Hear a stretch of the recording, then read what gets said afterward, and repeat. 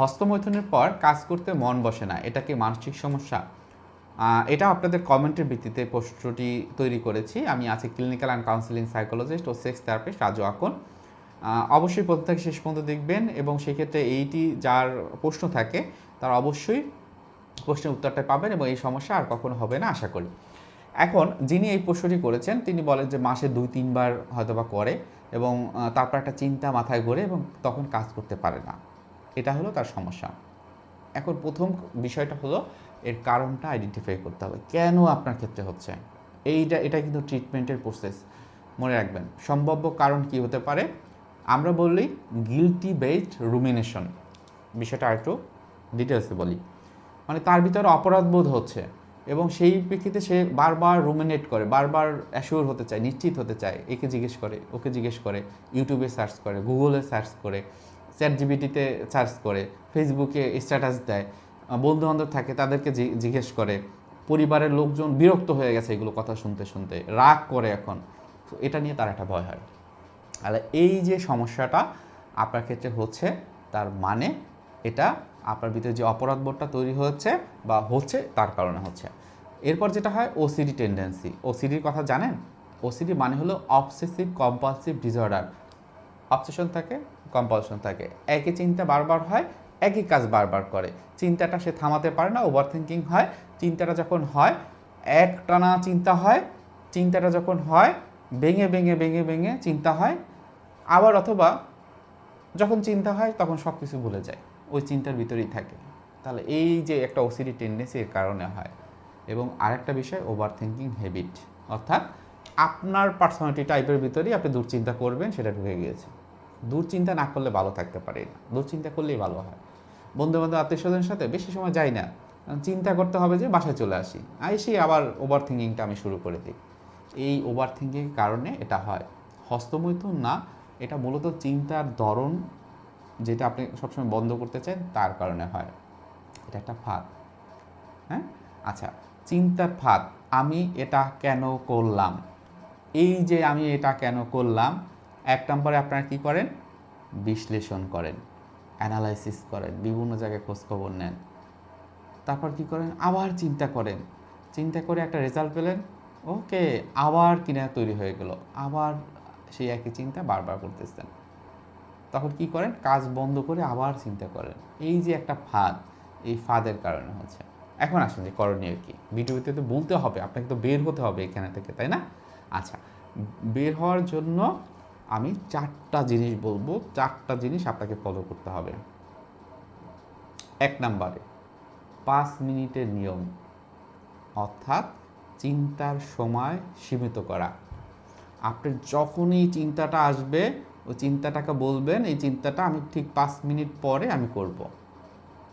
অথবা আপনি যদি ওই সময় কোনো কাজ না থাকে ঠিক 5 মিনিট চিন্তা করবেন, এরপর ওটার ভিতরে আপনি থাকবেন না, আপনি অন্য কাজে আপনাকে ইনভলভ করবেন। 5 মিনিটই করবেন, এর বেশি আপনি করবেন না। যখনই আসবে 5 মিনিট পরে করব অথবা ওটা নিয়ে চিন্তা করব, চিন্তা করার পর ওটা করব না, আমার অন্য যে কাজ আছে সেটা আমি করব। এটা হলো 1 নাম্বার, মনে রাখবেন, প্রত্যেকটা ইম্পর্টেন্ট। আপনি প্র্যাকটিস করেন, নিশ্চিত আপনি এখান থেকে বের হয়ে আসবেন। এরপর 2 নাম্বার যেটা করবেন, আপনি যে কাজ করবেন সেটাকে ধাপে ধাপে করবেন। একবারে আমি সব কাজ করে ফেলবো, নো, সেটা সম্ভব না, কারো ক্ষেত্রেই সম্ভব না। এবং আপনি এখন ওভার থিঙ্কিং বা আপনার সমস্যাটা বেড়ে গিয়েছে, সুতরাং আপনার ক্ষেত্রে এটা একবারেই সম্ভব না। আপনি কাজ করবেন অল্প অল্প করে, অল্প করলেন, ওটা করতে পারলেন নিজেকে প্রশংসা করবেন, ইয়েস আমি পেরেছি, ইয়েস আমি পারি, আবার একটু করবেন, আবার একটু করবে। এভাবে আমরা বলি সিস্টেমেটিক ডিসেন্সিটাইজেশন, অর্থাৎ অল্প অল্প করে আপনার কাজগুলো সমাধান করা। 3 নাম্বারে যে বিষয়টি, আপনারা ভুল করেন এই জিনিসটা, সবাই ভুল করেন, হয়তো বা 2-1 জনে ভুল করেন না, একটু লিখে দিন কমেন্টে, হ্যাঁ, তাহলে আমরা বুঝতে পারবো যে এই যে ভিডিওগুলো তৈরি করছি গভীর রাতে, হ্যাঁ, গভীর রাতে একটু পর সেহরি খাবো, অবশ্যই মনে করব যে আসলে খুবই ইম্পর্টেন্ট হিসেবে আমি এই ভিডিওগুলো করছি। আপনারা যে ভুলটা করেন, চিন্তাটাকে থামানোর জন্য অস্থির হয়ে পড়েন, বন্ধ করতে হবে, এই চিন্তার ভিতরে আমি থাকবো না, চিন্তাটা খুবই কষ্ট, এটা বিরক্তিকর, এটা নো নো মেনে নেব না, এটা করা যাবে না। চিন্তা আসবে, ওটাকে আপনি চিন্তা করবেন, কারণ চিন্তাটা আপনার ব্রেন থেকে আসে। চিন্তাটা আসে নদীর স্রোতের মতো। এখন আপনি কি নদীর স্রোতে বাদ দিয়ে দেবেন? এটা কি সম্ভব? বাদ দেওয়া সম্ভব নদীর স্রোতে? কঠিন। ছোটো মোটো নদী না, আপনার চিন্তাটা অনেক বেশি, সমুদ্রের সমান, সমুদ্রের স্রোতের মতো। ওই সময়টা জাস্ট ওকে ওর মতো করে বয়ে যেতে দেন। জাস্ট চিন্তা করেন, ওর সাথে থাকেন, আপনি কি চিন্তা করছেন, কি হচ্ছে, দ্যাটস অল। 4 নম্বরে যে বিষয়টা আমি বলবো সেটা হলো CBT therapy, cognitive behaviour therapy. এখন এই যে কগনিটিভ বিহেভিয়ার থেরাপি, সেই ক্ষেত্রে কি হয়, দুটো কাজ করতে পারে। প্রথমত সেলফ হেল্প টেকনিক, অর্থাৎ আপনি নিজে নিজে সিবিটিটা অ্যাপ্লাই করতে পারেন। হস্তমৈথুনের ফলে এই সমস্যা হচ্ছে বা অন্য কোনো চিন্তার ক্ষেত্রে হচ্ছে, তাহলে যখন এই চিন্তাটা হবে আমরা বলি কগনিটিভ রিস্ট্রাকচারিং। অন্য নতুনভাবে আপনি চিন্তা করতে পারেন বিষয়টা। অনেক দিন ধরেই তো চিন্তা করেছেন, যে চিন্তাগুলো করেছেন সেটা কি হয়েছে? আচ্ছা, যদি এটা না হয়, এটার সর্বোচ্চ ক্ষতি কী হতে পারে, সর্বোচ্চ লাভ কি হতে পারে?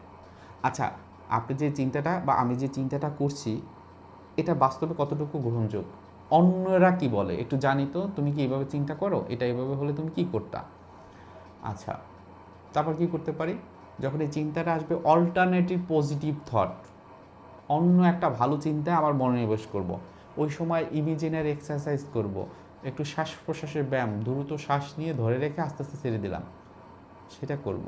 দরকার হয় ওই সময়টা একটু মেডিটেশন করলাম, একটা জায়গাতে বসে আমার শ্বাস নেওয়া শ্বাস ছাড়া এখানে মনোযোগ দিয়ে আস্তে আমি মেডিটেশনটা করলাম, দ্যাটস অল। করেন, দেখেন কি কাজ করে না করে। এরপর 2 নম্বরে যে বিষয়টা, যারা সাইকোলজিস্ট আছে, প্রফেশনাল ক্লিনিক্যাল অথবা কাউন্সিলিং সাইকোলজিস্ট, তাদের কাছে যাওয়া ইম্পর্টেন্ট। আপনি তাদের কাছে যান, আপনার এই বিষয়গুলো শেয়ার করেন, এবং সেই ক্ষেত্রে যারা সিবিটি থেরাপি দেয় অথবা আপনারা জানেন ইএমডিআর, টিএ থেরাপি, এগুলোর মাধ্যমে আপনার এই সমস্যাগুলো মোকাবেলা করা সম্ভব। সো দরকার হবে আপনাকে একটু সামনের দিকে আগানো, বিষয়গুলো নিয়ে একটু ভালোভাবে বোঝা। চিন্তা থামাতে গেলে মূলত চিন্তাগুলো বাড়ে, কিন্তু কাজ যদি শুরু করেন তাহলে দেখবেন এটা কমে।